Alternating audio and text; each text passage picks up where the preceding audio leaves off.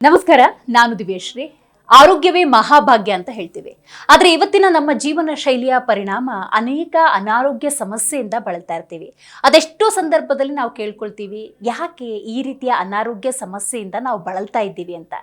ಸೂಕ್ತ ರೀತಿಯ ಔಷಧ ಪದ್ಧತಿಯ ಮೊರೆ ಹೋಗದೆ ಅನಾರೋಗ್ಯ ಸಮಸ್ಯೆ ಅನ್ನೋದು ಕೂಡ ಉಲ್ಬಣ ಆಗ್ತಾ ಇರತ್ತೆ. ಹಾಗಾದರೆ ಈ ದಿನಗಳಲ್ಲಿ ಹೆಚ್ಚಾಗಿ ಅನಾರೋಗ್ಯ ಸಮಸ್ಯೆ ಕಾಡೋದಕ್ಕೆ ಕಾರಣ ಏನು?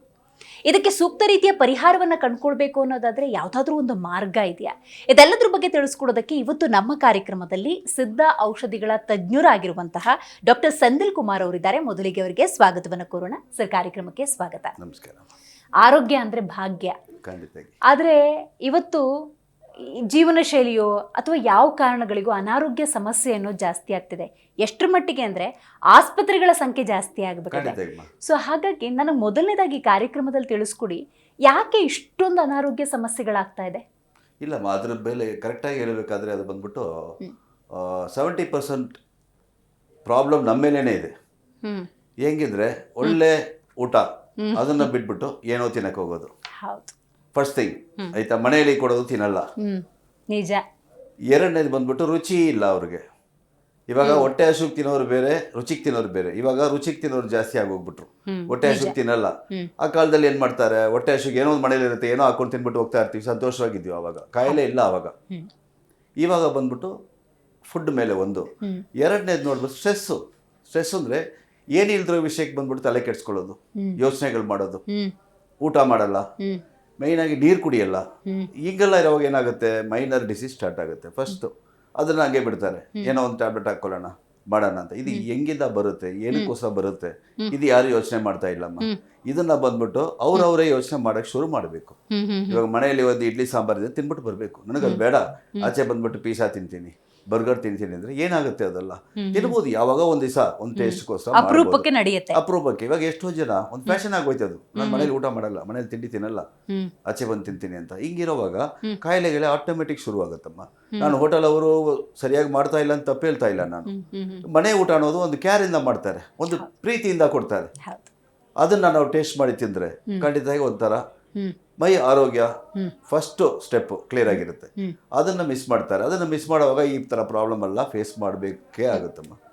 ಇತ್ತೀಚಿನ ದಿನಗಳಲ್ಲಿ ಹೆಸರು ಕೂಡ ಕೇಳಿರಲ್ಲ ಅಂತ ಅನೇಕ ಅನಾರೋಗ್ಯ ಸಮಸ್ಯೆಗಳಿಂದ ಜನ ಬಳಲ್ತಾ ಇದ್ದಾರೆ. ಮುಖ್ಯವಾಗಿ ಒಂದು 4 ಅನಾರೋಗ್ಯ ಸಮಸ್ಯೆಗಳನ್ನು ಉಲ್ಲೇಖ ಮಾಡಬಹುದಾ ಈ ಕಾರ್ಯಕ್ರಮದಲ್ಲಿ? ನೋಡಿ, ಇದು ಅತಿ ಹೆಚ್ಚು ಸಮಸ್ಯೆ ಜನ ಖಂಡಿತವಾಗಿ ಮಾಡ್ಬೋದಮ್ಮ.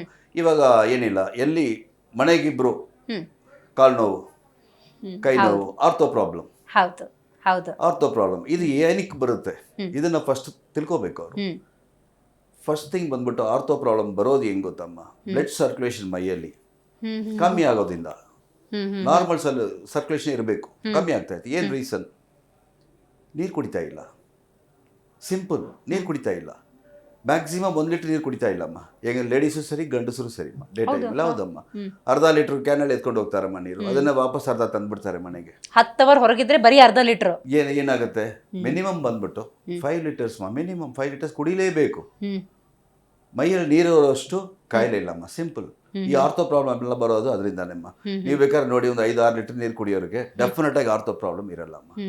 ಸಿಂಪಲ್ ನಾನು ಹೇಳೋದು. ಪ್ಲಸ್ ಔಷಧಿಗಳಿದೆ, ಬಂದ್ಮೇಲೆ ಏನ್ ಮಾಡೋಕ್ಕಾಗಲ್ಲ. ನಾನು ಹೇಳೋದು ಬರಕ್ ಮುಂಚೆ ಒಂದು ಅವೇರ್ನೆಸ್ ಕುಡಿಯಕ್ಕೆ ಶುರು ಮಾಡಿ. ಲೇಡೀಸ್ ಏನ್ ಮಾಡ್ತಾರೆ ಗೊತ್ತಾ, ಇವಾಗ ಔಟ್ಸೈಡ್ ಬರ್ತಾರೆ, ಎಲ್ಲಪ್ಪ ನಾವು ಯೂರಿನ್ ಹೋಗೋದು ರೆಸ್ಟ್ ರೂಮ್ಗೆ ಹೋಗೋದು, ಅದು ಮಾಡೋದು ಅಂತ ನೀರೇ ಕುಡಿಯಲ್ಲ. ಇದರಿಂದ ಏನಾಗುತ್ತೆ, ಅವ್ರಿಗೆ ಫ್ಯೂಚರಲ್ಲಿ PCOD ಪ್ರಾಬ್ಲಮ್ ಸ್ಟಾರ್ಟ್ ಆಗುತ್ತೆ, ಯೂರಿನರಿ ಇನ್ಫೆಕ್ಷನ್ ಸ್ಟಾರ್ಟ್ ಆಗುತ್ತೆ. ಇದೆಲ್ಲ ಬಂದ್ಬಿಟ್ಟು ಅವೇರ್ನೆಸ್ ತಗೊಳ್ಳಿ, ಏನ್ ಮಾಡೋದು ಅಂತ ಕೇಳಿ. ನೀರು ಕುಡಿಯೋದು ದೊಡ್ಡ ವಿಷಯ ಅಲ್ಲಮ್ಮ, ₹1,00,000 ಕೊಡಲ್ಲ ಏನು. ಆಮೇಲೆ ಏನ್ ಮಾಡ್ತಾರೆ, ಸ್ಕ್ಯಾನ್ ಮಾಡಕ್ಕೆ ಅದಕ್ಕೆ ಓಡಾಡ್ತಾ ಇರ್ತಾರೆ ಡಾಕ್ಟರ್ಗಳ ಹತ್ರ. ಇದಾಯ್ತು ಒಂದು ಆರ್ಥೋ. ಎರಡನೇದು ಇವಾಗ ತುಂಬಾ ಕಷ್ಟ ಇರೋ ವಿಷಯ ಏನಂದ್ರೆ, ನನಗೆ ಮನಸ್ಸಿಗೆ ಕಷ್ಟ ಬಹಳ ಏನಂದ್ರೆ, ಚಿಕ್ಕ ಹುಡುಗಿಯರು ಬ್ರೆಸ್ಟ್ ಕ್ಯಾನ್ಸರ್, ಲಿವರ್ ಕ್ಯಾನ್ಸರ್, ಇಲ್ಲಿ ಗುಳ್ಳೆಗಳು ಬರ್ತೈತೆ, ಅಲ್ಲಿ ಗುಳ್ಳೆಗಳು ಬರ್ತೈತೆ. ಇದು ಬಂದು ಜಾಸ್ತಿ ಆಗಿದೆ ಮೈ ನಡುವೆ ರೀಸೆಂಟ್ಲಿ. ಆಯ್ತಾ, ಇದು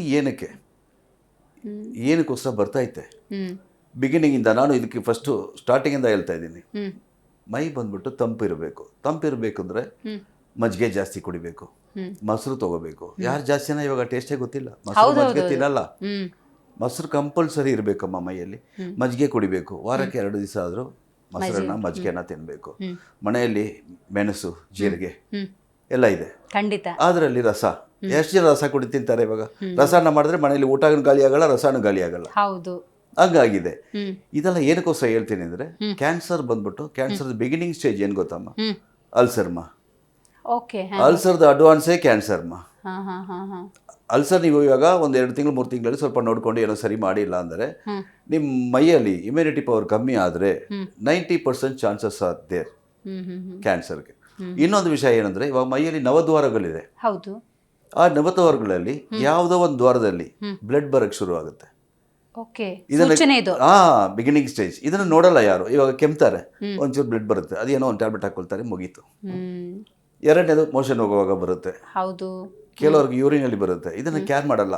ಆವಾಗ ಲೋಕಲ್ ಎಲ್ಲ ಒಂದು ಡಾಕ್ಟರ್ ಹತ್ರ ಯಾರೋ ಗೊತ್ತಿರೋ ಹತ್ರ ಏನೋ ತಗೊಳ್ತಾರೆ, ತಿಂತಾರೆ, ಒಂದು 3 ತಿಂಗಳು ಟೈಮ್ ಪಾಸ್ ಆಗುತ್ತೆ. ಹಂಗೆ ಒಳಗೆ ಏನಾಗುತ್ತೆ, 3 ಮಂತ್ಸಲ್ಲಿ ಡೆವಲಪ್ ಆಗ್ತಾ ಇರುತ್ತೆ ಅದು. ಆಮೇಲೆ ಏನಂತಾರೆ, ಕೆಮ್ಮಿದ್ರೆ ಬ್ಲಡ್ ಬರುತ್ತೆ, ಟೆಸ್ಟ್ ಮಾಡು, ಅಲ್ಲಿಂದ ಮಾಡಿ, ಆವಾಗ ಫಸ್ಟ್ ಸ್ಟೇಜ್ ಸೆಕೆಂಡ್ ಸ್ಟೇಜ್ ಅಂತಾರೆ, ಮುಗೀತು. ಸೆಕೆಂಡ್ ಸ್ಟೇಜ್ ಅಂದರೆ ಮನಸ್ಸಿಗೆ ಗೊತ್ತಾಗ್ಬಿಟ್ರೆ ಏನಾಗುತ್ತೆ ನಿಮಗೆ, ಅರ್ಧ ಜೀವ ಹೋಯ್ತು. ಇದಕ್ಕೆಲ್ಲ ಮಾಡಕ್ಕೆ ಹೋಗಬೇಡಿ, ಕೇಳಿ ಡೆವಲಪ್ ಆಗೋದು ಹೆಂಗೆ ಆಗೋದು, ಏನು ಮಾಡೋದು, ಏನೇನು ತಿನ್ನಬೇಕು, ಹೆಂಗೆ ಮಾಡಬೇಕು ಅಂತ ಹೇಳಕ್ಕೆ ನಾನು ರೆಡಿಯಾಗಿದ್ದೀನಿ. ಎಲ್ಲ ಫ್ರೀ ಅವೇರ್ನೆಸ್ಮಾ, ದುಡ್ಡು ಏನಿಲ್ಲ, ಲಕ್ಷ ರೂಪಾಯಿ ಏನು ಕೊಡೋದಲ್ಲ. ಮನೆಯಲ್ಲಿ ಎಲ್ಲ ಹೇಳ್ಬೋದು, ದೊಡ್ಡವರು ಚಿಕ್ಕವರು, ಈ ಥರ ಇದೆ, ನನಗೆ ಕೆಮ್ಮು ಬರ್ತೈತೆ, ನಿದ್ರೆ ಬರ್ತಾ ಇಲ್ಲ, ಕಣ್ಣು ಉರಿ ಬರ್ತೈತೆ, ಉಚ್ಚೆ ಹೋಗುವಾಗ ನನಗೆ ಉರಿ ಬರುತ್ತೆ. ಇದೆಲ್ಲ ಸಿಂಪ್ಟಮ್ಸ್ ಅಮ್ಮ, ಚಿಕ್ಕ ಸಿಂಪ್ಟಮ್ಸ್. ಇದಕ್ಕೆಲ್ಲ ಏನು ಮಾಡ್ಬೇಕು, ಸುಮ್ಮನೆ ಜಸ್ಟ್ ಒಂದು 2 ಗ್ಲಾಸ್ ಮಜ್ಜಿಗೆಯಲ್ಲಿ ಸರಿ ಮಾಡ್ಬೋದು. 2 ಗ್ಲಾಸ್ ಮಜ್ಜಿಗೆಯಲ್ಲಿ ಇದು ಮಾಡಲ್ಲಮ್ಮ. ಎಷ್ಟು ಬೇಜಾರಾಗ್ತೈತೆ. ಆಮೇಲೆ ದೊಡ್ಡದಾಗಿ ಬರುವಾಗ ಎಲ್ಲ ಹಿಂಗೆ ಬರ್ತಾರೆ ನಮ್ಮ ಹತ್ರ, ಏನು ಮಾಡೋಕ್ಕಾಗುತ್ತೆ? ಖಂಡಿತ ಖಂಡಿತ. ಏನು ಮಾಡೋಕ್ಕಾಗಲ್ಲ. ಚಿಕ್ಕದಾಗಿರುವಾಗ ನೋಡ್ಕೊಳ್ಳಿ. ಮನೆಯಲ್ಲಿ ದೊಡ್ಡವರು ಕೇಳಿದ್ರೆ ಅವ್ರ ಮಾತು ಕೇಳಿ, ತಗೋದ್ರೆ ಮನೆ ಊಟ ಥರ ಏನಿಲ್ಲ. ಯಾವಾಗ ಒಂದು ಸಮಯ, ಇವಾಗ ನಮಗೂ ಆಸೆ ಇರುತ್ತೆ, ಎಲ್ಲೊಂದು ಹೋಟ್ಲಿಗೆ ಹೋಗಿ ಊಟ ಮಾಡೋಣ, ಆಯ್ತು ಮಾಡಿ, ತಪ್ಪಿಲ್ಲ. ಇದನ್ನೇ ರುಟೀನ್ ಆಗಿ ಸಂಪಾದನೆ ಮಾಡೋ ಕಾಸೆಲ್ಲ ಹೋಟೆಲ್ಗೆ ಕೊಡ್ತಾರಮ್ಮ ಎಷ್ಟೋ ಜನ. ನಿಜ. ಹಂಗಿರುವಾಗ ನನಗೆ ಕಾಯಿಲೆ ಬರಬಾರ್ದು, ನಾನು ಚೆನ್ನಾಗಿರ್ಬೇಕಾದ್ರೆ ಹೆಂಗೆ ಸಾಧ್ಯ? ಅದು ಡೆಫಿನೆಟ್ ಆಗಿ ಆಗಲ್ಲಮ್ಮ. ಇದು ಕ್ಯಾನ್ಸರ್ದಾಯ್ತು, 2ನೇ ವಿಷಯ ಆಯ್ತು. ಇನ್ನೊಂದು ವಿಷಯ ಬಂದ್ಬಿಟ್ಟು ನೋಡಿದ್ರೆ ಒಬಿಸಿಟಿ, ಹೌದು, ಫ್ಯಾಟ್, ದಪ್ಪ. ಇವಾಗ 22 ವರ್ಷ ಹುಡುಗಿ 108 kg ಹುಡುಗಿರ್ಲ ಇದ್ದಾರೆ. ನಾನು ನೆನ್ನೆಲ್ಲ ಹುಡ್ಕೊಂಬಂದಿದ್ದೀನಿಲ್ಲ ಟ್ರೀಟ್ಮೆಂಟು. ಇದು ಹೆಂಗಾಗುತ್ತೆ, ಏನಕ್ಕೋಸ್ಕರ ಹಿಂಗೆ ಬರುತ್ತೆ, ಇದನ್ನು ಬಂದು ಫ್ರಮ್ ದ ಬಿಗಿನಿಂಗ್ ನೋಡ್ಕೋಬೇಕು. ಒಬಿಸಿಟಿ ಏನಕ್ಕೆ ಬರುತ್ತೆ? ಫಸ್ಟ್ ಥಿಂಗು, ಟೈಮಿಗೆ ಊಟ ಮಾಡಬೇಕಮ್ಮ. ಟೈಮಿಗೆ ಊಟ ಏನೋ ಆ ಟೈಮಿಗೆ ಒಂದು ಹಾಕ್ಬಿಡ್ಬೇಕು. ನನಗೆ ಹೊಟ್ಟೆ ಹಸಿವು ಇಲ್ಲ ಹೋಗೋದು, ಏನೋ ಒಂದು ತಿನ್ಕೊಳ್ಳೋದು, ಹಂಗಲ್ಲ. ಇವಾಗ 1 ಗಂಟೆಗೆ ಊಟ ಮಾಡ್ತೀಯ, ಫುಲ್ ಊಟ ಮಾಡೋದು ಬೇಡ, ಒಂದಷ್ಟು ಮೊಸರನ್ನ ಏನೋ ಒಂದು ತಿನ್ಕೊ, ಆ ಟೈಮಿಗೆ ಆಗು. ಇದು ಒಬಿಸಿಟಿ ಇರೋರು ಏನು ಮಾಡಬೇಕು, ಮೇಯ್ನ್ ಥಿಂಗ್, ನೈಟ್ ಬಂದ್ಬಿಟ್ಟು ಬಿಫೋರ್ 7:30 7:30 ಗಂಟೆ ಒಳಗೆ ಅವ್ರು ಊಟ ಮಾಡಿಬಿಡ್ಬೇಕಮ್ಮ, ಡಿನ್ನರ್ ಆದಮೇಲೆ 2 ಅವರ್ ಫ್ರೀ ಇರಬೇಕು, ಆಮೇಲೆ ಮಲಗಬೇಕು. ಇವರು ಎಲ್ಲ ಹಾಕೋದು, ಮಲಗಿಬಿಡೋದು, ಹೆಂಗಾಗುತ್ತೆ, ಜೀರ್ಣ ಆಗುತ್ತೆ ಅದು, ಆಯ್ತಾ? ಇದು ಬಂದ್ಬಿಟ್ಟು ಮೇಯ್ನ್ ಬಂದ್ಬಿಟ್ಟು ಫ್ಯಾಟ್ ಬಂದ್ಬಿಟ್ಟು ಒಳಗೆ ಸೇರಕ್ಕೆ ಕಾರಣ. ಇನ್ನೊಂದು, ಆ ಥರ ಒಬಿಸಿಟಿ ಇರೋರಿಗೆ ಸಿಂಪಲ್ ಒಂದು ವಿಷಯ ಹೇಳ್ತೀನಿ ನಾನು. ಬೆಳಗ್ಗೆ ಎದ್ದ ತಕ್ಷಣ 1 ಕಪ್ಪು ಖಾಲಿ ಹೊಟ್ಟೆಯಲ್ಲಿ ಮೊಸರು ತೊಗೊಳ್ಳಿಮ್ಮ. ಖಾಲಿ ಹೊಟ್ಟೆಯಲ್ಲಿ ಮೊಸರಮ್ಮ, ಏನು ಬೇಡ, ಉಪ್ಪು ಸಕ್ಕರೆ ಗಿಕ್ಕರೆ ಏನು ಬೇಕಾಗಿಲ್ಲ. ಅದಕ್ಕೆ ಟ್ರೈ ಮಾಡಿ. ನನಗೆ ಎಷ್ಟೋ ಜನ ಈ ವಿಡಿಯೋಲಿ ತಮಿಳಲ್ಲಿ ಹೇಳಿದ್ದೀನಿ ನಾನು, ತಮಿಳ್ನಾಡಲ್ಲಿ ನೋಡ್ಬಿಟ್ಟು ನನಗೆ ಒಳ್ಳೆ ಇದು ಕೊಟ್ಟಿದ್ದಾರೆ. ಸರ್ ನೀವು ಹೇಳಿದ್ದು ಮನೆಯೆಲ್ಲ ತಮಾಷೆ ಮಾಡಿದ್ರು, ಬಟ್ ಬಂದ್ಬಿಟ್ಟು ಇವಾಗ ನನಗೆ ಮೈ ಬಂದು ಆರೋ ಥರ ಐತೆ, ನನಗೆ ಫ್ಯಾಟ್ ಎಲ್ಲ ಆಚೆ ಬಂದ್ಬಿಡ್ತು. ಖಾಲಿ ಹೊಟ್ಟೆಲಿ ಮೊಸರು ನೀನು ಟ್ರೈ ಮಾಡ್ಬೋದಮ್ಮ, ಫಸ್ಟ್ ಕ್ಲಾಸ್ ಆಗಿರತ್ತಮ್ಮ ಮೈ, ಫಸ್ಟ್ ಕ್ಲಾಸ್ ಆಗಿರುತ್ತೆ ಮೈ. ನನಗೆ ಏನಿರಲ್ಲ, ಖಾಲಿ ಹೊಟ್ಟೆಯಲ್ಲಿ ಮೊಸರು. ನನಗೆ ಚಳಿ ಆಗುತ್ತೆ, ಕೆಮ್ಮಳು ಬರೋದು, ಈ ಕತೆಗಳೆಲ್ಲ ಇರಬಾರ್ದು. ಬಿಕಾಸ್ ಎಂಟಿ ಸ್ಟಮಕಲ್ಲಿ ಬಂದ್ಬಿಟ್ಟು ಮೊಸರು ಇಟ್ಸ್ ಅ ಮೆಡಿಸನ್, ಪಕ್ಕಾ ಮೆಡಿಸನ್, ಅದು ತಗೊಳ್ಳಿ. ಇದನ್ನು ಮೇಂಟೈನ್ ಮಾಡಿದ್ರೆ ನಿಮಗೆ ವೆಯ್ಟ್ ಬಂದು ಫಸ್ಟ್ ಇನ್ಕ್ರೀಸ್ ಆಗಲ್ಲ, ರೆಡ್ಯೂಸ್ ಸ್ಟಾರ್ಟ್ ಆಗುತ್ತೆ. ಆವಾಗ ನನಗೆ ಕನ್ಸಲ್ಟ್ ಮಾಡಿ ಮೆಡಿಸಿನ್ಸ್ ಕೊಡ್ತೀನಿ. ಒಂದು 3 ಮಂತ್ಸಲ್ಲಿ ಒಂದು 7 to 10 kg ಕಮ್ಮಿ ಮಾಡ್ಬೋದಮ್ಮ. ಬಟ್ ಅದು ನಾನು ಹೇಳೋ ಥರ ಕೇಳಬೇಕು, ಖಂಡಿತಾಗಿ. ಇನ್ನೊಂದು ನೋಡಿದ್ರೆ ಕೆಲವು ವಾರ್ಮ್ ಅಪ್ ಇದೆ, ಎಕ್ಸಸೈಸ್, ಅದೆಲ್ಲ ಹೇಳ್ಕೊಡ್ತೀನಿ. ಸಿಂಪಲ್, ಜಸ್ಟ್ ಮನೆಯಲ್ಲಿ ಒಂದು 10 ನಿಮಿಷ ಬೆಳಗ್ಗೆ, ಸಾಯಂಕಾಲ 10 ನಿಮಿಷ ಮಾಡಿ, ಒಂದು 15 ದಿವಸ ಕಾಲ ಗೊತ್ತಾಗುತ್ತೆ ನಿಮಗೆ ರೆಡ್ಯೂಸ್ ಆಗ್ತಾ ಇರೋದು. ಒಂದು 3 ತಿಂಗಳಿಗೆ ಒಂದು 5 kg 6 kg ಕಮ್ಮಿ ಆದರೆ ಖುಷಿ ಆಗ್ತೀರಾ? ಖಂಡಿತ. ಅದನ್ನು ಮಾಡ್ಬೋದಮ್ಮ 100%. ಇದೇ ಬಂದ್ಬಿಟ್ಟು ಸಿಂಪಲ್ ಒಬಿಸಿಟಿಗೆ. ಖಂಡಿತ. ಈಗ ನೋಡಿ, ಪ್ರಮುಖವಾಗಿ ನಾವು ಕ್ಯಾನ್ಸರ್ ಬಗ್ಗೆ, ಒಬೇಸ್ ಬಗ್ಗೆ, ಆರ್ಥೋ ಬಗ್ಗೆ ಮಾತಾಡ್ತಾ ಇದ್ವಿ.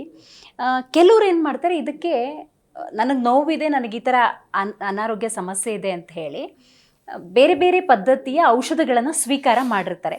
ಇವತ್ತು ಈ ಕಾರ್ಯಕ್ರಮದಲ್ಲಿ ನೀವು ಸಿದ್ಧ ಔಷಧ ಬಗ್ಗೆ ಮಾತಾಡ್ತಾ ಇದ್ದೀರಿ. ಹಾಗಾಗಿ ಹೇಳಿ, ಈ ಸಿದ್ಧ ಔಷಧ ಅಂದರೆ ಏನು ಆ್ಯಕ್ಚುಲಿ, ಯಾವ ಥರ ನೀವು ಅವ್ರನ್ನ ಟ್ರೀಟ್ ಮಾಡ್ತೀರಿ? ಕರೆಕ್ಟ್ ಮಾ, ಇವಾಗ ಒಳ್ಳೆಯ ಕ್ವಶನ್ ಇದು, ಫಸ್ಟ್ ಕ್ಲಾಸ್ ಕ್ವಶನ್ ಇದು. ಇದು ಬಂದ್ಬಿಟ್ಟು ಹೆಂಗೆ ಹೇಳಬೇಕು ಅಂದರೆ, ಇವಾಗ 1958 ಆದಮೇಲೆ ಬೇರೆ ಮೆಡಿಸಿನ್ಸ್ ಒಳಗೆ ಬಂತು, ಲೈಕ್ ಅಲೋಪತಿ. ಅದಕ್ಕೆ ಮುಂಚೆ ಮನುಷ್ಯರು ಇಲ್ವಾ? ಇದ್ರು. ಅವ್ರುಗಳ ಔಷಧಿ ಕೊಟ್ಟಿಲ್ವಾ? ನಿಜ. ಆ ಔಷಧಿನೇ ಸಿದ್ಧ ಔಷಧಿಮ್ಮ.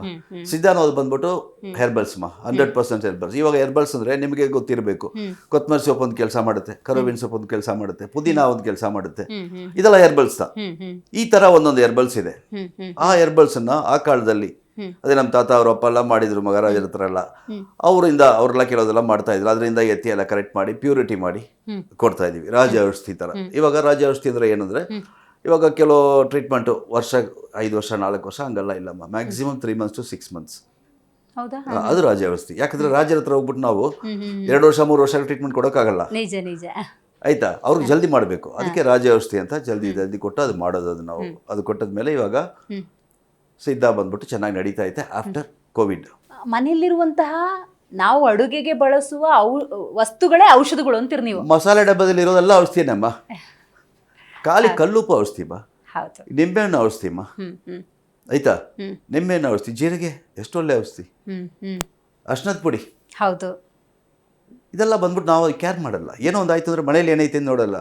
ಬೆಳ್ಳುಳ್ಳಿ, ಹೌದು, ಔಷಧಿ, ಶುಂಠಿ, ಔಷಧಿ, ಈರುಳ್ಳಿ, ಬಟ್ ಟೈಮಿಂಗ್ ಇದೆ, ಟೈಮಿಂಗ್ ಇದೆ ಅದಕ್ಕೆ. ಇವಾಗ ಸಣ್ಣ ಈರುಳ್ಳಿ ಇದೆಲ್ಲ ಸಾಂಬಾರ್ಗೆ ಹಾಕ್ತೀವಲ್ಲ, ಹೌದು, ಎಷ್ಟು ಒಳ್ಳೆ ಕೆಲಸ ಮಾಡುತ್ತೆ ಗೊತ್ತಾ ಅದು. ನಾನು ಹೇಳ್ದಲ್ಲ ಮೊಸರು, ಅದೇ ತರ ಬೆಳಿಗ್ಗೆ ಎದ್ದ ತಕ್ಷಣ ಒಂದು 5 ಈರುಳ್ಳಿ ಅಲ್ಲೂ ಉಜ್ಜಕ್ಕೆ ಮುಂಚೆ ಕಾಚಿ ತಿನ್ಬಿಡಿ, ಒಂದು 48 days ತಗೊಳ್ಳಿ.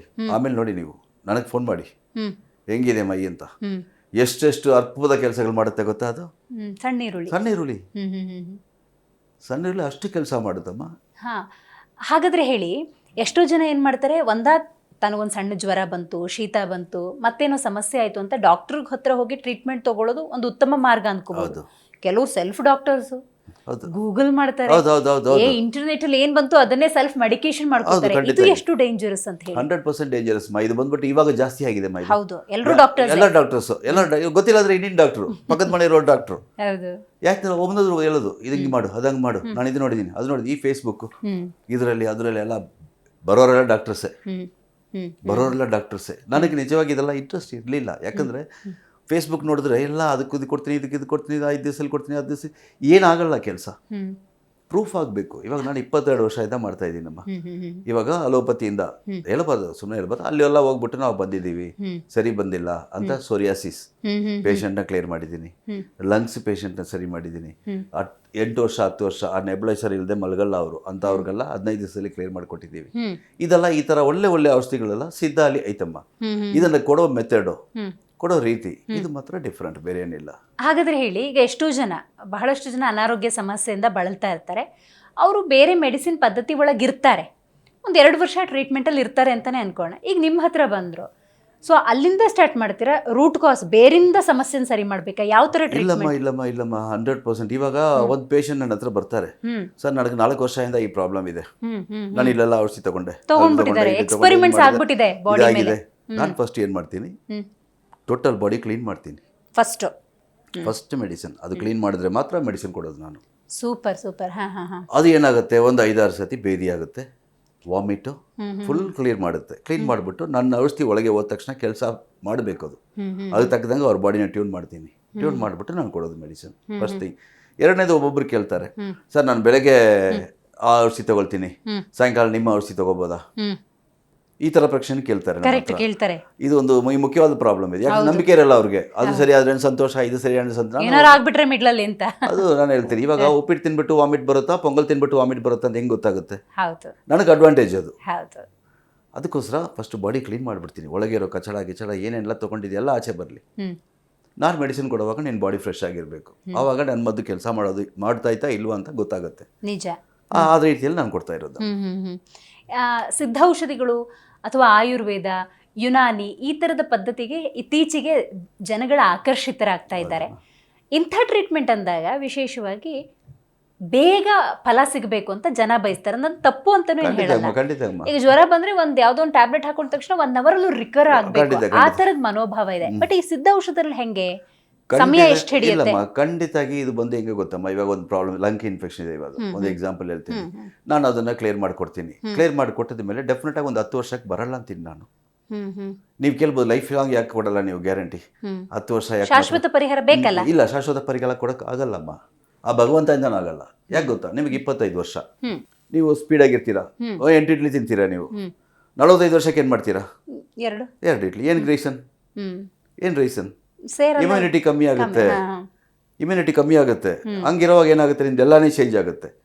ಇಮ್ಯುನಿಟಿ ಕಮ್ಮಿ ಆದರೆ ಡಿಸೀಸ್ ಒಳಗೆ ಬರುತ್ತೆ. ಇವಾಗ ನಾನು ಕೊಡೋದು 10 ವರ್ಷ ಕೆಲಸ ಮಾಡುತ್ತೆ, 10 ವರ್ಷ ಆದಮೇಲೆ ಇಮ್ಯುನಿಟಿ ಕಮ್ಮಿ ಆದರೆ ತಿರ್ಗಾ ಒಳಗೆ ಬರುತ್ತೆ. ಅದು ಸಿಂಪಲ್. ಇದನ್ನ 100% ಆಚೆ ಎತ್ತು ಬಿಡ್ಬೇಕು. ಕೆಲವೊಂದು ಎತ್ತಬಹುದು, ಕೆಲವೊಂದು ಎತ್ತಕ್ಕಾಗಲ್ಲ.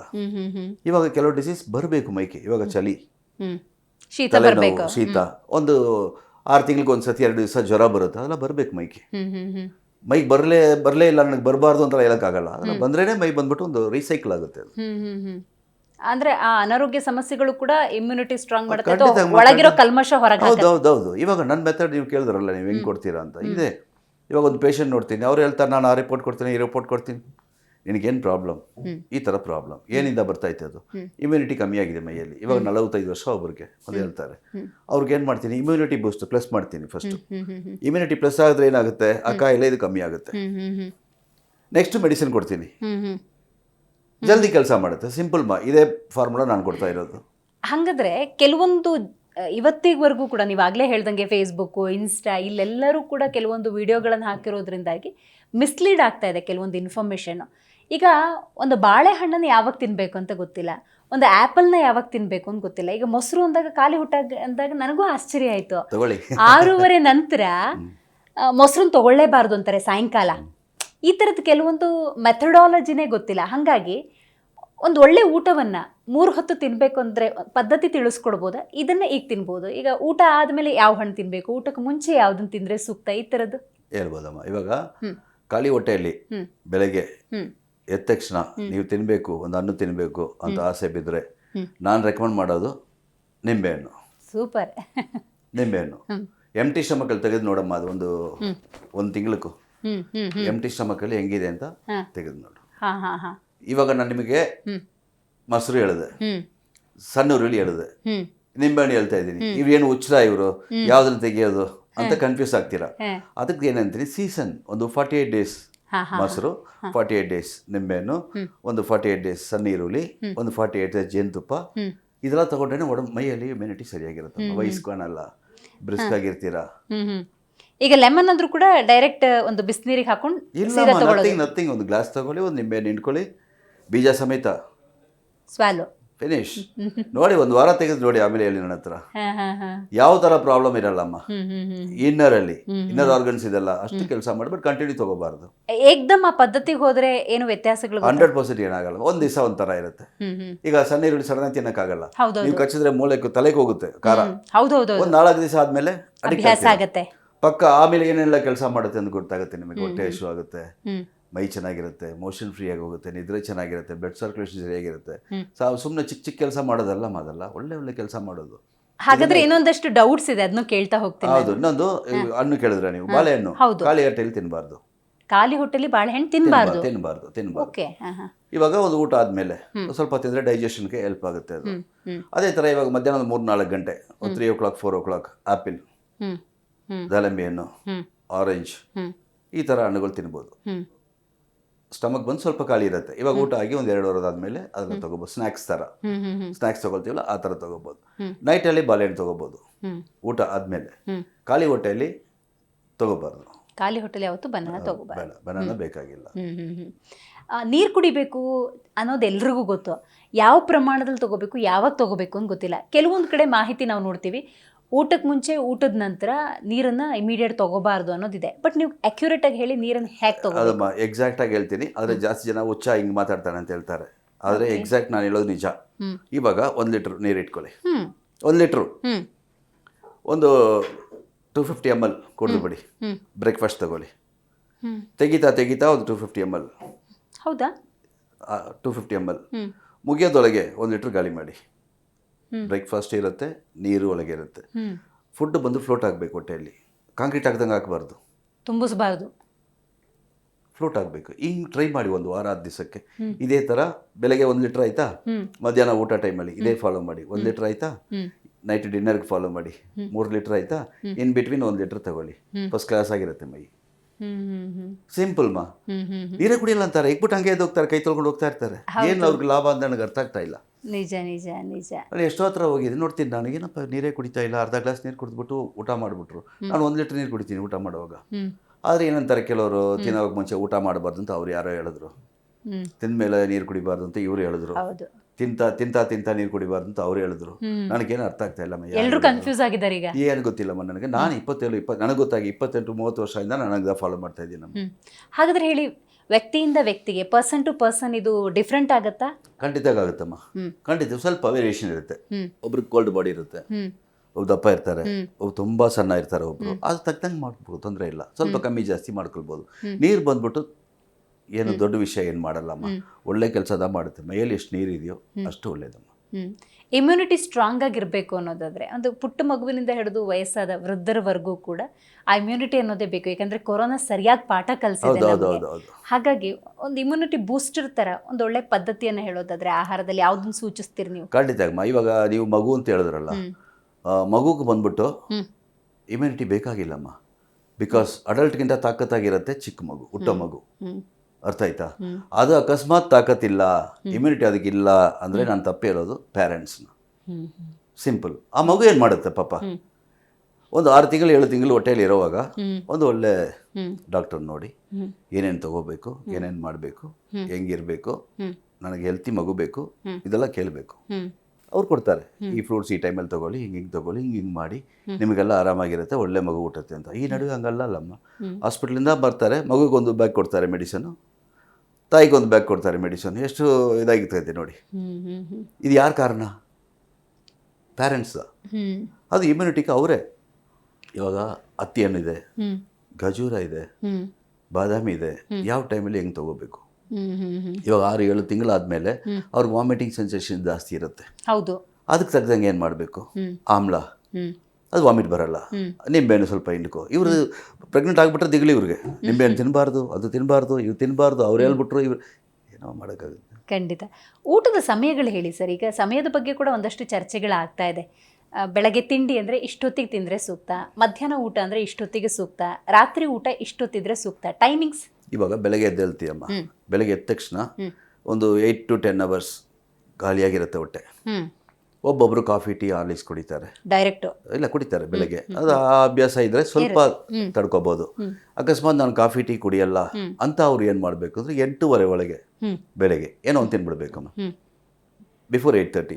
ಅಕಸ್ಮಾತ್ ಕಾಫಿ ಗೀಫಿ ಕುಡ್ತೀವಿ, ಒಬ್ಬೊಬ್ರು ಕಾಫಿ ಕುಡಿಯುವಾಗ ರಸ್ಕ್ ತಿಂತಾರೆ, ಬಿಸ್ಕೆಟ್ ತಿಂತಾರೆ, ಇಂಥವ್ರು ಬಂದು 9:30 ತಗೋಬೋದು. ಬಟ್ ಎಂಟಿ ಸ್ಟಮಕಲ್ಲೇ ಇರೋರು ಬಂದ್ಬಿಟ್ಟು 8:30 ತಗೋಬೇಕು. ಮಧ್ಯಾಹ್ನ ಊಟ ನೋಡಿದ್ರೆ 2 o'clock maximum, 1 to 2 maximum. Evening ನೋಡಿದ್ರೆ ಮ್ಯಾಕ್ಸಿಮಮ್ 8:30 ಅದಕ್ಕೆ ಮೇಲೆ ಹೋಗ್ಬಾರ್ದು. 8 to 8:30 ಈವ್ನಿಂಗ್, ನೈಟಲ್ಲಿ ಡಿನ್ನರ್ ಮುಗಿಸ್ಬಿಟ್ಟು ಒಂದು 1 hour ಆದಮೇಲೆ ಮಲಗೋದು ಏನು ಮಾಡ್ಕೋಬೋದು. ಇವಾಗ ಬೆಡ್ಡಲ್ಲೇ ಕೂತ್ಕೊಂಡು ತಿಂತ ಮಲಗ್ಬಿಡ್ತಾರೆ. ಹೌದು. ಆ ಕೂತ್ಕೊಳ್ಳೋ ಪೋಸ್ಚರ್ ಹೇಳಿ ಸರ್, ಅದ್ರ ಬಗ್ಗೆ ಕೂಡ ಬಹಳಷ್ಟು ಚರ್ಚೆ ಆಗುತ್ತೆ. ಊಟ ಮಾಡಬೇಕಾದ್ರೆ ಹೇಗೆ ಕೂತ್ಕೊಂಡು ತಿನ್ಬೇಕು ನಾವು? ಅದು ಬಂದ್ಬಿಟ್ಟು ಇವಾಗೆಲ್ಲ ಏನು ಹೇಳೋಕ್ಕಾಗಲ್ಲ. ಊಟ ಕೂತ್ಕೊಳ್ಳೋ ಕೆಳಗೆ ಬಂದು ಕಾಲು ಕ್ಲೀನಾಗಿ ಹಾಕ್ಕೊಂಡು ಆರಾಮಾಗಿ ಕೂತ್ಕೊಂಡು ತಿನ್ಬೋದು. ಸರಿ, ಟೇಬಲಲ್ಲಿ ತಿಂತಾರೆ, ಇವಾಗ ಏನು ತೊಂದರೆ ಇಲ್ಲ. ಟೇಬಲಲ್ಲಿ ಬಂದ್ಬಿಟ್ಟು ತಿನ್ನೋವಾಗ ಊಟದ ಮೇಲೆ ಮಾತ್ರ ಕಾನ್ಸಂಟ್ರೇಷನ್ ಮಾಡಬೇಕಮ್ಮ, ಇಟ್ಕೊಳ್ತಾರೆ. ಮೊಬೈಲ್ ಅದು ಹುಳಿ ಇದೆಯಾ, ಸಿಹಿ ಇದೆಯಾ, ಕಸರೆ ಇದೆಯಾ, ಏನು ಹಾಕಿದ್ದಾರೆ, ಏನು ತಿಂತಾ ಇದ್ದೀವಿ, ಯಾವ ಕರ್ಮ ಗೊತ್ತಾಗಲ್ಲ. ಆದರೆ ತಿಂತೀನಿ ಕೇಳಿದ್ರೆ ಬಿಸಿ, ಆಫೀಸಲ್ಲಿ ಮೀಟಿಂಗ್, ಹಿಂಗಿದ್ರೆ ಹೆಂಗಮ್ಮ ಊಟ ಬಂದ್ಬಿಟ್ಟು ನಮಗೆ ಮೈಕಿದ ತಾಕತ್ ಬರುತ್ತೆ, ಇಮ್ಯುನಿಟಿ ಕೊಡುತ್ತೆ. ಅದು ಏನೋ ಒಂದು ಕೆಲಸ ಮಾಡಬೇಕು ಅಂತ ತಿಂತಾ ಇದೆಯಾ. ಇವರಲ್ಲ, ದೊಡ್ಡವ್ರಿಗೆ ನಾನು ಹೇಳ್ತಾ ಇಲ್ಲ, ಚಿಕ್ಕ ಹುಡುಗರು ಅಷ್ಟೇ. ಆ ಸೆಲ್ ಫೋನಿಂದ ಎಷ್ಟು ನಾಶನವಾಗ್ತಾರೆ ಗೊತ್ತಾ. ಒಂದು ದಿವಸಕ್ಕೆ 18 hours ಅಂದರೆ 12 hours ಅದರಲ್ಲೇ ಇದ್ದಾರಮ್ಮ. 12 hours ಅದರಲ್ಲೇ ಇದ್ದಾರೆ. ಏನು ಮಾಡೋಕ್ಕಾಗುತ್ತೆ ಮತ್ತೆ? ಊಟಕ್ಕೆ ಹೋಗ್ತಾರೆ, ಹೋಟೆಲ್ಗೆ, ರೆಸ್ಟೋರೆಂಟ್ ನೋಡಿ, ನೀವೇ ನೋಡ್ಬೋದು. ಇವತ್ತಿನ ನೋಡಿ ಯಾರು ಡೈರೆಕ್ಟ್ ತಿನ್ನಲ್ಲಮ್ಮ. 90% ಸೆಲ್ ಕೈಲಿ ಇಟ್ಕೊಳ್ತಾರೆ. ಫ್ಯಾಷನ್ ಅವ್ರಿಗೆ ಅದು ನೋಡ್ಕೊಂಡೇ ತಿನ್ನೋದು. ಏನು ಪ್ರಯೋಜನ? ಹಿಂಗಿರುವಾಗ ಕಾಯಿಲೆ ನನಗೆ ಬರುತ್ತೆ ಅಂದರೆ ಯಾಕೆ ಬರಲ್ಲ ಕಾಯಿಲೆ? ಕಣ್ಣು ಹೋಗ್ಬಿಡ್ತದೆ, ಯಾಕೆ ಹೋಗಲ್ಲ ಕಣ್ಣು? ಆಗಲೇ ನೀವು ಮೊಸರಿನ ಬಗ್ಗೆ ಉಲ್ಲೇಖ ಮಾಡಿದ್ರಿ ಸರ್. ಚರ್ಚೆ ಆಗ್ತಿರುವ ಕೆಲವೊಂದು ನಾವು ಕೂಡ ಗಮನಿಸ್ತೀವಿ. 6:30 ನಂತರ ಅಥವಾ ಸಾಯಂಕಾಲದ ನಂತರ ಮೊಸರು ತಗೋಬಾರ್ದು ಅಂತಾರೆ, ಹೌದಾ? 6:30-7 ಗಂಟೆ ಮೇಲೆ 100% ಮೊಸರು ಡೈರೆಕ್ಟಾಗಿ ತಗೋಬೇಡಿಮ್ಮ. ಮೊಸರನ್ನ ತಿನ್ಬೋದು, ಮೊಸರು ವಡೆ ತಗೊಳ್ಳಿ, ಮೊಸರನ್ನ ಯಾವುದೋ ಇದು ಮಾಡ್ಕೊಂಡು ತಗೊಳ್ಳಿ, ಮೊಸರಲ್ಲಿ ಒಂದು ಸಕ್ಕರೆ ತೊಗೊಂಡು ತಗೊಳ್ಳಿ. ಇವಾಗ ನಾರ್ತ್ ಸೈಡ್ ಎಲ್ಲ ನೋಡಿದ್ರೆ ನಿಮಗೆ ನೈಟಲ್ಲಿ ಲಾರಿ ಡ್ರೈವರ್ಸ್ ಎಲ್ಲ ಇದಾರಲ್ಲ, hard workers, not lorry drivers, ಮೊಸರನ್ನೇ ತಿಂತಾರೆ ನೈಟಲ್ಲಿ. ನೀವು ಕೇಳಿರ್ತೀರಾ ಈ ದಾಬಾಗಳಿದೆಲ್ಲ, ಅಲ್ಲಿ ಬಂದರೆ ಮೊಸರನ್ನ ಕೇಳ್ತಾರೆ, ಇಲ್ಲಾಂದ್ರೆ ಬೇರೆ ದಬ್ಬಾಗ ಹೋಗ್ತಾರೆ ಅವರು. ಅದಕ್ಕೆ ಎಲ್ಲಾ ದಾಬದಲ್ಲಿ ನೋಡಿದ್ರೆ ನಾನು ನೋಡಿದ್ದೀನಿ ಕರ್ನಾಟಕದಲ್ಲಿ, ಈ ಕಡೆ ಎಲ್ಲ ಹೋದ್ರೆ ಮೊಸರನ್ನ ಕೊಡ್ತಾರೆ. ನಾನೇ ಯೋಚನೆ, ಯಾಕಂದ್ರೆ ಅವ್ರಿಗೆ ಅಷ್ಟು ತಾಕತ್ತಮ್ಮ, ಅದು ಅಷ್ಟು ತಾಕತ್ತು ನೈಟ್ ಮೊಸರನ್ನ. ನಮ್ಮವರು ಮೊಸರನ್ನ ಚಳಿ ಆಗುತ್ತೆ, ಮಕ್ಳಿಗೆ ರೂಢಿ ಮಾಡ್ತಾ ಇಲ್ಲಮ್ಮ, ಅವರು ಮೊಸರು ತಿಂದ್ರೆ ಚಳಿ ಹಿಡಿಯುತ್ತೆ, ಹೌದು, ಗಂಟ್ಲು ನೋವು ಬರುತ್ತೆ ಅಂತ. ಮೊಸರು ಎಷ್ಟು ಒಳ್ಳೆ ವಿಷಯ ಅಮ್ಮ, ಅದನ್ನ ಇವತ್ತಿಂದ ದಯವಿಟ್ಟು ಮಾಡಿ. ಆದರೆ ನೀವು ಹೇಳೋದೆಲ್ಲವನ್ನು ಒಪ್ಕೊಳ್ಳುವಂತಹ ಮನಸ್ಥಿತಿ ಇದ್ರೂ ಕೂಡ ಇವತ್ತು ಸಮಾಜದಲ್ಲಿ ಹೆಂಗಾಗಿದೆ ಅಂದರೆ ವ್ಯಾಪಾರೀಕರಣ ಆಗಿದೆ ಸರ್. ಪ್ರತಿಯೊಂದರಲ್ಲೂ ಕೂಡ ಕಲಬೆರಕೆ. ಅದ್ರ ಬಗ್ಗೆ ಏನು ಹೇಳ್ತೀರಿ? ಈಗ ಒಂದು ನಾವೇನೋ ಬೇಳೆಕಾಳು ತಗೋಬೇಕು ಅಂದ್ರೂ ಅದು ಇಲ್ಲಮ್ಮ. ಇವಾಗ ಅದಕ್ಕೊಂದು ಮುಖ್ಯವಾದ ಕ್ವಶನ್ ಇದು. ನೀವು ಹಣ್ಣುಗಳ ಬಗ್ಗೆ ಕೇಳಿದ್ರಲ್ಲ, ನಾನು ಒಂದು ಡಾಕ್ಟರ್. ಹಣ್ಣುಗಳು ಯಾವುದು ತಿನ್ನಲ್ಲಮ್ಮ, ನಾನು ಯಾವುದು ತಿನ್ನಲ್ಲಮ್ಮ. ಏನಕ್ಕೆ ಗೊತ್ತಾ, ನಾನು ಬಂದು ಆರ್ಗಾನಿಕ್ ತಿಂದಿದ್ದೀನಿ ಎಷ್ಟು ವರ್ಷದಿಂದ. ಆ್ಯಪಿಲ್ ಹೆಂಗಿರುತ್ತೆ ನನಗೆ ಗೊತ್ತು. ಇವಾಗ ಆ್ಯಪಿಲ್ ನಾನು ಕಟ್ ಮಾಡಿದ್ರೆ ಕೋಪ ಬಂದು ಬಿಸಾಕ್ಬಿಡ್ತೀನಿ ನಾನು ಮನೆಯಲ್ಲಿ. ಅದು ವ್ಯಾಕ್ಸ್ ಕೋಟೆಡ್ ಇರುತ್ತೆ. ಏನೋ ಮಾಡ್ತಾರಮ್ಮ, ನಾನು ನೀವು ಹೇಳೋದಲ್ಲ ಕಮರ್ಷಿಯಲ್ ವ್ಯಾಪಾರಕ್ಕೋಸ್ಕರ. ಅದೇ ಥರ ಈ ರೆಡ್ ಕಲರ್ ಬಾಳೆಹಣ್ಣು ಬರ್ತೈತೆ, ಚೆವ್ವಾಳೆ ಹಣ್ಣು ಅಂತಾರೆ, ತುಂಬ ಒಳ್ಳೆಯದು ಅಂತ. ಅದು ಆ್ಯಕ್ಚುಲಾಗಿ ಒಂದು 25 ವರ್ಷ ಹಿಂದೆ 1000 ಮರ ಇದ್ರೆ ಒಂದು ಮರದಲ್ಲಿ ಬರುತ್ತಮ್ಮ. ಅದು ತುಂಬ ತುಂಬ ತುಂಬ ರ್ಯಾರ್ ಅದು. ಇವಾಗ ಬೀದಿಗೆ 10 ಅಂಗಡಿಯಲ್ಲಿ ಇದೆ ಅದು. ಹೇಗೆ ಸಾಧ್ಯ? How it possible? ಆಯ್ತಾ? ಇವಾಗ ಹಸು ಹಾಲು ಅಂತೀವಿ ನಾವು. ಇವಾಗ ಎಲ್ಲರೂ ಹಸು ಹಾಲು ಕುಡಿಬೇಕಾದ್ರೆ ನಿಮಗೊಂದು ಸ್ಪೂನ್ ಬರುತ್ತೆ, ನನಗೊಂದು ಸ್ಪೂನ್ ಬರುತ್ತೆ, ಒಂದು ದಿವಸಕ್ಕಷ್ಟೇ ಸಿಗಲ್ಲ ಹಾಲು. ಹಸು ಎಷ್ಟು ಕೊಡುತ್ತೆ ಹಾಲು? ಅದೊಂದು ರೀಸನ್ ಇದೆ. ಏನೋ ಒಂದು ಮಿಕ್ಸ್ ಮಾಡ್ತಾರೆ, ಕಳಿಸ್ತಾರೆ. ನಾನು ಹಾಲು ಕುಡಿತೀನಿ, ನಾನು ಕಾಫಿ ಕುಡಿತೀನಿ ಅಂತ ಕುಡಿತಾ ಇದ್ದೀವಿ. ಇದಕ್ಕೆ ತಕ್ಕದಂಗೆ ಕೆಲವುದೆಲ್ಲ ಇಮ್ಯುನಿಟಿ ಮೇಂಟೈನ್ ಮಾಡ್ಕೊಳ್ಬೇಕಾದ್ರೆ ಇವಾಗ ಪಂಚಭೂತ ಆಯ್ತಲ್ಲ, ಪಂಚಭೂತಗಳು ಹೇಳ್ತಾರೆ, ನೀರು, ಬೆಂಕಿ, ಆಕಾಶ, ಹಿಂಗೆ. ಇದು ನೀರು ಬಂದ್ಬಿಟ್ಟು ಇಂಪಾರ್ಟೆಂಟ್ ಭೂತಮ್ಮ. ಇದನ್ನು ನಾವು ದೇವ್ರು ಕೊಟ್ಟಿದ್ದಾನೆ, ಯಾಕೆ ಎತ್ಕೊಳ್ಬಾರ್ದು? ಇದಕ್ಕೇನು ಕಾಸಿಲ್ಲ, ದುಡ್ಡು ಇಲ್ಲ, ಅದಿಲ್ಲ, ಇಲ್ಲೇನಿಲ್ಲ. ಇದನ್ನ ಎತ್ಕೊಳ್ಳೋಕೆ ಯೋಚನೆ ಮಾಡ್ತಾರೆ. ಇದರಿಂದಾನೇ ಎಲ್ಲ ಸ್ಟಾರ್ಟ್ ಆಗುತ್ತಮ್ಮ. ಸಿಂಪಲ್. ಖಂಡಿತ. ಈ ಕಾರ್ಯಕ್ರಮದ ಮೂಲಕ ಏನು ಸಂದೇಶ ಕೊಡ್ತೀರಿ ಜನರಿಗೆ? ಏನಿಲ್ಲಮ್ಮ, ಎಲ್ಲ ಬಂದ್ಬಿಟ್ಟು ದೊಡ್ಡ ವಿಷಯ ಏನಂದ್ರೆ, ಇವಾಗ ಇರೋ ಪ್ರಾಬ್ಲಮ್ಗೆ ಈಗೋ ಬಿಟ್ಬಿಡಿ. ಗಂಡ ಹೆಂಡತಿ ಹತ್ರ ಹೇಳಲ್ಲ, ಹೆಂಡತಿ ಗಂಡ ಹತ್ರ ಹೇಳಲ್ಲ, ಮಕ್ಕಳು ಬಂದ್ಬಿಟ್ಟು ಅಪ್ಪ ಅಮ್ಮ ಹತ್ರ ಹೇಳಕ್ ಬಿಡಲ್ಲ. ಇದಕ್ಕೆಲ್ಲ ಸ್ವಲ್ಪ ಅವಕಾಶ ಕೊಟ್ಟು ಪ್ಲಾನ್ ಮಾಡಿ. ಒಂದು ಮಗುವನ್ನು ಬೆಳೆಸೋದು ಒಂದು ಕಲೆ, ಆರ್ಟ್. ಆಯ್ತಾ? ನೀವು ಹೆಂಗಿದ್ರು ಹಂಗದಾನೆ ಅದು ಬರುತ್ತೆ. ಖಂಡಿತ. ಅದಕ್ಕೆ ಸ್ವಲ್ಪ ಕೊಡಿ. ನೀವು ನಿಮ್ಮ ದೊಡ್ಡವರಿದ್ದಾರೆ ಮನೆಯಲ್ಲಿ, ಅವ್ರ ಆಶೀರ್ವಾದದಿಂದ ಬೆಳೆಯೋಕ್ಕೆ ಯೋಚನೆ ಮಾಡಿ. ಅಪ್ಪ ಅಮ್ಮ ಅಂದರೆ ಇವಾಗ ವಿಲ್ಲನ್ ಆಗೋಗ್ಬಿಟ್ರು ಜಾಸ್ತಿ ಮನೆಯಲ್ಲಿ. ಅಪ್ಪ ಅಮ್ಮ ಮಾತು ಕೇಳಲ್ಲ. ಆಯ್ತಾ? ಅಪ್ಪ ಅಮ್ಮ ಪ್ರಪಂಚದಲ್ಲೇ ಬಂದ್ಬಿಟ್ಟು ನಾವು ಚೆನ್ನಾಗಿರ್ಬೇಕು ಅನ್ಕೊಳ್ಳೋ ಇಬ್ರು ಯಾರು ಅಂದ್ರೆ ಅಪ್ಪ ಅಮ್ಮ ಮಾತ್ರ ಅಮ್ಮ. ಬೇರೆ ಯಾರು ಇಲ್ಲ. ಫ್ರೆಂಡ್ಸು, ಅಕ್ಕಪಕ್ಕದವ್ರು ಯಾರು ಇಲ್ಲಮ್ಮ. ಅಪ್ಪ ಅಮ್ಮ ಮಾತ್ರ. ನೀನು ಅವ್ರಿಗಿಂತ ಚೆನ್ನಾಗಿರ್ಬೇಕು ಅನ್ಕೊಳ್ಳೋರು ಯಾರು? ನಿಮ್ಮಮ್ಮ ಮಾತ್ರ ಅಷ್ಟೇ, ಬೇರೆ ಯಾರಿಲ್ಲ. ಸೊ ಅವ್ರ ಆಶೀರ್ವಾದ ತಗೊಳ್ಳಿ, ಅವ್ರ ಹತ್ರ ಮಾತುಗಳು ತಗೊಳ್ಳಿ. ಒಳ್ಳೇದು ಅವ್ರು ಖಂಡಿತ ಕೆಟ್ಟದ್ದು ಹೇಳಲ್ಲ, ಒಳ್ಳೇದಕ್ಕೆ ಹೇಳ್ತಾರೆ. ಅವ್ರು ಹೇಳೋದು ಸ್ವಲ್ಪ ಕಷ್ಟವಾಗಿರುತ್ತೆ ಕೇಳಕ್ಕೆ. ಯಾವಾಗ ನಿಜ ಬಂದ್ಬಿಟ್ಟು ಕಸಿಯಾಗಿರುತ್ತೆ, ಕೈಯಾಗಿರುತ್ತೆ. ಸುಳ್ಳು ಬಂದ್ಬಿಟ್ಟು ಚೆನ್ನಾಗಿರುತ್ತೆ. ನಿಜ ಬಂದು ಜೀರ್ಣ ಮಾಡೋದು ಕಷ್ಟ. ಅದನ್ನು ಮಾಡ್ಕೊಂಡು ಚೆನ್ನಾಗಿರಿ. ಫ್ಯೂಚರಲ್ಲಿ ಬಂದ್ಬಿಟ್ಟು ನನಗೇನು ಗೊತ್ತಾ, ಇವಾಗ ನೀವು ಹೇಳೋದಂಗೆ ಫಸ್ಟ್ ಹೇಳಿದ್ರೆ ಹಾಸ್ಪಿಟ್ಲ್ಗಳು ಎಷ್ಟೋ ಬರ್ತೈತೆ. ಅದು ಒಂದೊಂದು ಊರಲ್ಲಿ ಕಮ್ಮಿ ಆಗಬೇಕಮ್ಮ. ಇಲ್ಲಿ 10 ಆಸ್ಪತ್ರೆ ಇತ್ತು, ಇವಾಗ 8 ಇರೋದು. ಅಲ್ಲಿ 6 ಇತ್ತು, ಇವಾಗ 5 ಇದೆ. ಇಲ್ಲಿ 3 ಇತ್ತು, ಇವಾಗ 2 ಇದೆ. ಇಷ್ಟು ಆರೋಗ್ಯವಾಗಿ ನೀವೇ ಡೆವಲಪ್ ಮಾಡಿ. ಡೆವಲಪ್ ಆಗಿಲ್ಲ ಅಂದರೆ ನಮ್ಮ ಥರ ಹತ್ರ ಅಡ್ವೈಸ್ ಕೇಳಿ. ನೀವು ಮಕ್ಕಳಿಗೆ ಇವತ್ತು ಈ ಕಾರ್ಯಕ್ರಮದ ಮೂಲಕ ಸಂದೇಶವನ್ನು ಕೊಡಬೇಕು. ಯಾಕೆಂದರೆ ಪ್ಯಾಕ್ಡ್ ಫುಡ್ಡು, ಪ್ರಿಸರ್ವೇಟಿವ್ ಇರೋದು, chips consumers, pizza burger consumer ಮಕ್ಕಳು ಜಾಸ್ತಿ ಆಗ್ಬಿಟ್ಟಿದ್ದಾರೆ. ಆ ಕಲರ್ದು ಈ ಚಿಪ್ಸೇ ಬೇಕು ಅಂತ ಹಠ ಮಾಡೋ ಮಕ್ಕಳಿದ್ದಾರೆ. ಏನು ಹೇಳ್ತೀರಿ ಮಕ್ಕಳಿಗೆ? ಇಲ್ಲಮ್ಮ, ಅದು ಹೇಳ್ತಾ ಇದ್ದೀನಮ್ಮ. ಮಕ್ಕಳ ಮೇಲೆ ಪ್ರಾಬ್ಲಮ್ ಇಲ್ಲಮ್ಮ. ಪೇರೆಂಟ್ಸ್ ಒಂದು ಸಣ್ಣ ವಿಷಯ, ಒಳ್ಳೆ ಕ್ವಶನ್ ಕೇಳಿದಿರ, ಹೇಳ್ಬೇಕು ಅನ್ಕೊಂಡೆ ನಾನು. ಇವಾಗ ಏನಿಲ್ಲಮ್ಮ, ನಾನೆಲ್ಲ ಮಕ್ಕಳಿರುವಾಗ ಪ್ಯಾಂಪರ್ಸ್ ಒಂದು ಹಾಕಿದಾರ ಮನೆಯಲ್ಲಿ? ಇಲ್ಲ. ಏನೋ ಒಂದು ಬಟ್ಟೆ ಒಂದಿಷ್ಟು ಕಟ್ತಾರೆ, ಅದು ಗಲೀಜ್ ಮಾಡಿ ಕಚರ ಮಾಡಿದ್ರೆ ಬಿಸಾಕ್ತಾರೆ, ಕ್ಲೀನ್ ಮಾಡ್ತಾರೆ, ಹಾಕ್ತಾರೆ. ಇವಾಗ ಹಂಗಲ್ಲಮ್ಮ. ಬೆಳಗ್ಗೆ ಆ ಪ್ಯಾಂಪರ್ಸ್ಗಳನ್ನ ಕಟ್ಬಿಡ್ತಾರೆ ಮಗುಗೆ. ಅದು ಸಾಯಂಕಾಲ 3 ಗಂಟೆ 4 ಗಂಟೆ ಇಷ್ಟು ದಪ್ಪ ಉಚ್ಚೆ ಹೋಗಿ ಕಕ್ಕಸ್ ಹೋಗಿ ಒಂದು 150 ಗ್ರಾಮ್ ವೆಯ್ಟ್ ಇಟ್ಕೊಂಬ. ಅದು 8 ತಿಂಗಳ ಮಗು ಇಲ್ಲ 1 ವರ್ಷ ಮಗು ಅಂದ್ರೆ ಅದನ್ನ ಇಟ್ಕೊಂಡೆ ನಡೆಯಕ್ಕೆ ಶುರು ಆಗುತ್ತೆ. ಅದು ಡಿಸ್ಟರ್ಬೆನ್ಸ್ ಆಗಿರುತ್ತೆ. ಅದು ನ್ಯಾಚುರಲ್ ವಾಕ್ ಏನಾಗುತ್ತೆ, ಹಿಂಗ್ ನಡೆಯುತ್ತೆ. ನೋಡಿದಿರಮ್ಮ ಈ ನಡುವೆ? ನೋಡಿದ್ಯಮ್ಮ ಈ ನಡುವೆ? ಯಾರು ತಪ್ಪಮ್ಮ ಇದು? ಮಗು ಕೇಳ್ತಾ ಇತ್ತು ಪ್ಯಾಂಪರ್ಸ್ ಕಟ್ಟು ಅಂತ, ಕೇಳ್ತಾ ಇತ್ತು. ಅದು ನಾನು ಪ್ಯಾಂಪರ್ಸ್ ಮೇಲೆ ತಪ್ಪು ಹೇಳಿಲ್ಲ. ನೈಟ್ ಮಲಗ್ತೀರಾ, ಬೆಡ್ ಹಾಳಾಗಿ ಹೋಗುತ್ತೆ, ಸರಿ ಕಟ್ಕೋ, ತಪ್ಪಿಲ್ಲ. ಬೆಳಗ್ಗೆ ಎದ್ದು ಬಿಸಾಕು. 24 hours.